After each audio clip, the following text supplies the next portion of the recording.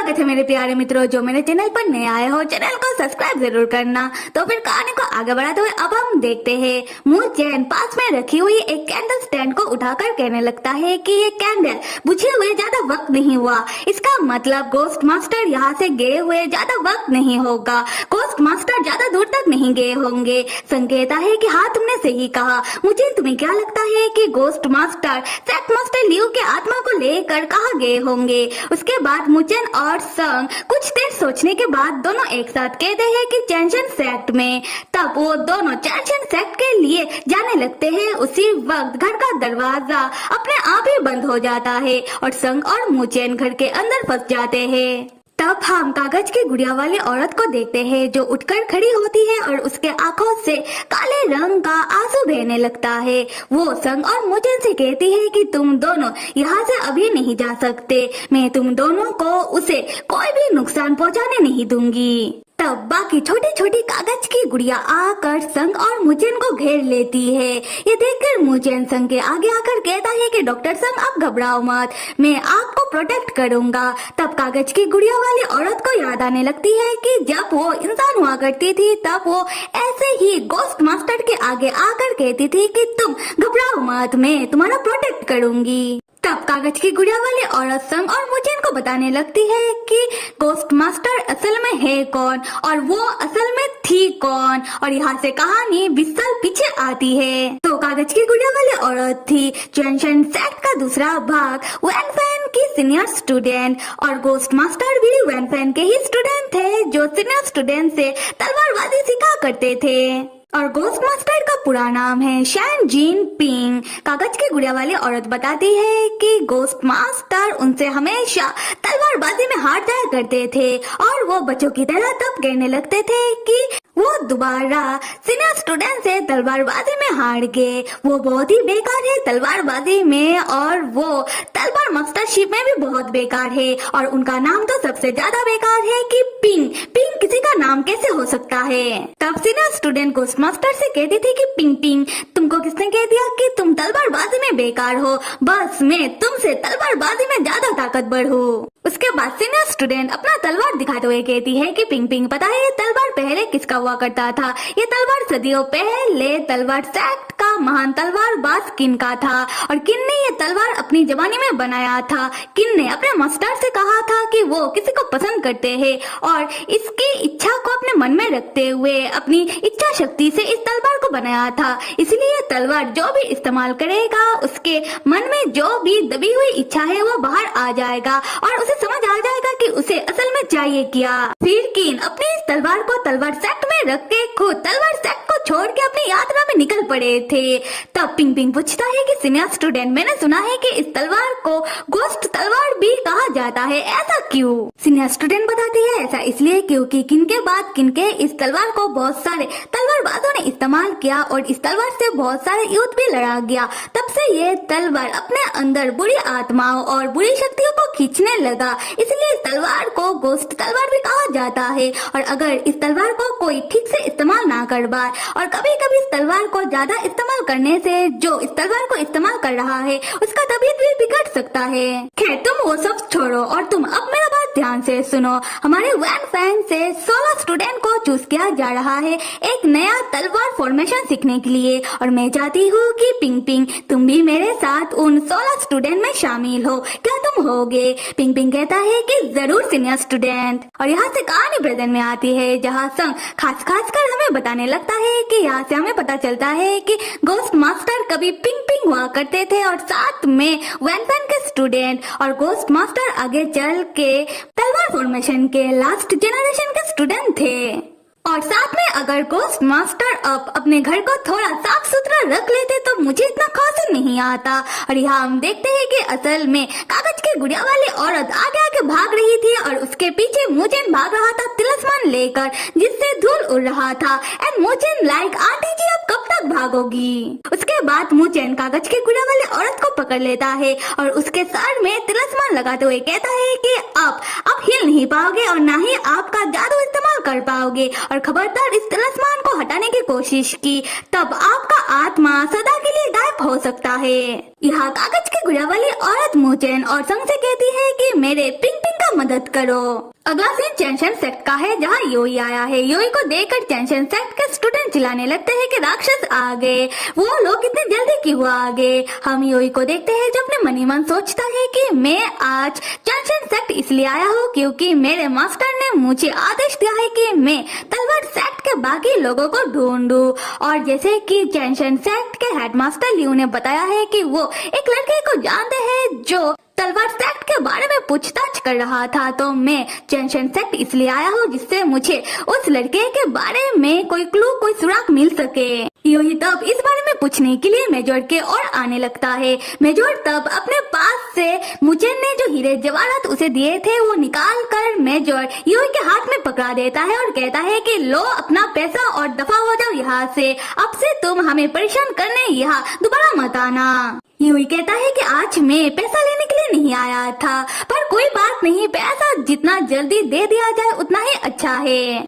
उसी वक्त ghost master sect master Liu के आत्मा वाली पुतले को लेकर चैनशन सेक्ट आते हैं और कहते हैं कि राक्षस क्या तुम मुझसे मिलने के लिए आए हो। खैर कोई बात नहीं, मुझे पता है कि तुम मुझसे मिलने नहीं आए हो, तुम्हें असल में इस सेक्ट मास्टर लियू से काम था, है ना। संग और मुचेन दौड़कर चैनशन सेक्ट आते हैं। संग बेचारा तब थक जाता है। वो दोनों आकर देखते हैं कि चैनशन सेक्ट में योई आया हुआ है और दूसरी तरफ गोस्ट मास्टर भी आए हुए हैं, जिन्होंने अपना तलवार सेक्ट मास्टर लियू की कागज के पुतले के गले में पकड़ रखा है। और गोस्ट मास्टर का जो तलवार है ये वही तलवार है जो वैन फैन की सीनियर स्टूडेंट के पास था, जो असल में किन का है। खैर तब उस तलवार से काला धुआं निकलने लगता है जो गोस्ट मास्टर के पास जा रहा था। हम संग को देखते हैं जो योई को देखकर अपना सर पीट कर मनी मन कहता है कि योई तुम यहाँ क्या कर रहे हो। मुझे तब गोस्ट मास्टर से कहने लगता है कि शैन जीन पिंग आप कृपया करके चैनशन सेक्ट के बाकी स्टूडेंट को मत मारिएगा, क्योंकि वो लोग सेक्ट मास्टर लियू जैसे नहीं है और ना ही आपके दुश्मन हैं। गोस्ट मास्टर चौंक कर कहते हैं कि मुझे तुम्हें मेरा पूरा नाम कैसे पता है, क्या तुम मेरे घर गए थे। खैर इन चैनशन सेक्ट के स्टूडेंट को ये समझ नहीं आएगा। उसके बाद गोस्ट मास्टर अपना तलवार फेंक देते हैं और सेक्ट मास्टर लियू की गिरेबान पकड़ के उन्हें खड़ा करते हुए कहते हैं कि मास्टर लियू आज यहाँ पर सारे लोग मौजूद थे, तो क्यों ना आज सबको तुम्हारी सच्चाई के बारे में बताया जाए और सबको तुम्हारे कारनामों के बारे में पता चले। तो मास्टर लियू सबको बताओ कि तुमने राक्षसों से पैसा उधार लिया है अपने फायदे के लिए। सेक्ट मास्टर लियू इस बात को नहीं मानते, तो गोस्ट मास्टर उनके कागज के पुतले को और फाड़ने लगते हैं। ये देखकर सेक्ट मास्टर लियू ये बात कबूल कर लेते हैं, जो सुनकर चैनशन सेक्ट के बाकी सारे स्टूडेंट चौंक जाते हैं। तब योई सबसे कहने लगता है कि चैनशन सेक्ट तलवार सेक्ट से ही बना है और तुम्हारे सेक्ट मास्टर लियू ने मुझे बताया था कि एक नया लड़का आया है जो सबसे तलवार सेक्ट के बारे में पूछताछ कर रहा है, इसलिए मैं आज चैनशन सेक्ट उस लड़के के बारे में जानने के लिए आया था। तब सेक्ट मास्टर लियू का कागज का पुतला मुचेन की ओर देखने लगता है और योई भी मुचेन की ओर देखने लगता है और समझ जाता है कि वो लड़का मुचेन है। हम संग को देखते हैं जो योई को देखकर परेशान होकर सोचने लगता है कि हे भगवान, योई को समझ आ गया है और योई मुचेन की ओर ही बढ़ रहा है। अगर अभी मैं अपनी असली शरीर में होता तो योई खूब मार खाता।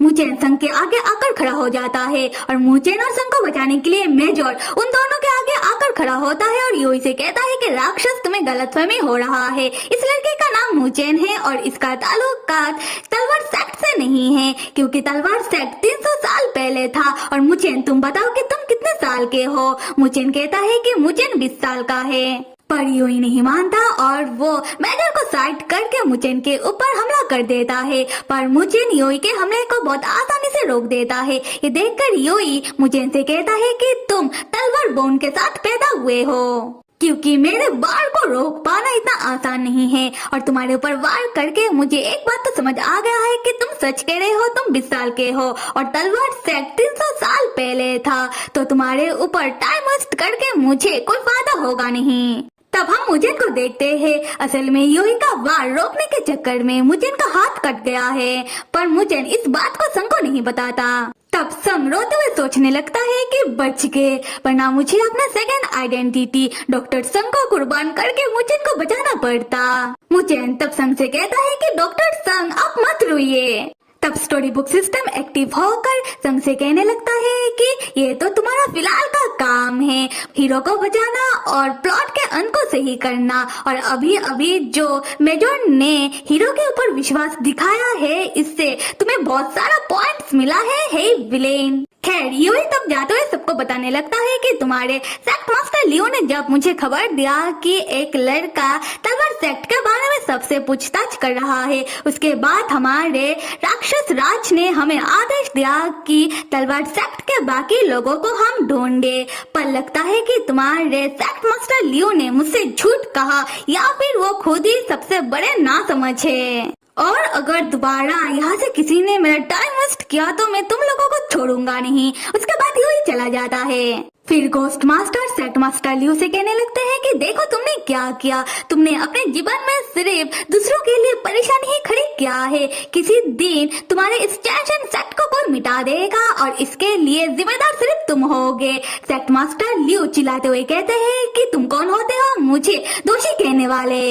गोस्ट मास्टर को तो गुस्सा आ जाता है और वो सेक्ट मास्टर लियो के कागज के पुतले को बुरी तरीके से फाड़ने लगते हैं। ये देखकर सेक्ट मास्टर लियो के अंतिम संस्कार के लिए जो भी लोग आए थे वो सब डर के मारे भागने लगते हैं, ये कहते हुए कि हमें ऐसे बुरे सेक्ट मास्टर लियो का अंतिम संस्कार नहीं करना। गोस्ट मास्टर तब अपनी छोटी कागज की गुड़ियाओं से उन सारे लोगों को रोकते हुए कहते हैं कि अगर तुम्हारे प्लेस में मैं होता तो अपने प्लेस से हिलता तक नहीं। मुझेन आकर उन छोटी कागज की गुड़ियाओं को तब हटा देता है और संग जो रो रहा था और अपनी आंसू पोंछते हुए सबसे कहता है, देखो जेंशन सेक्ट के बाकी सारे लोग बिल्कुल भी मत भागना, जहाँ हो वही खड़े रहो और सुन लो गोस्ट मास्टर सबसे क्या कहना चाहते हैं। फिर संग मनी मन कहता है कि जब तक स्टोरी का प्लॉट खुद ब खुद ठीक हो रहा है तब तक मैं कुछ नहीं करूँगा, यही सही रहेगा। तो फिर मेरे प्यारे मित्रों अगले एपिसोड में पता चलेगा सेक्ट मास्टर लियो के कारनामों के बारे में और होगा उनका सबके सामने पर्दाफाश। तब तक आप सब stay with me and see you.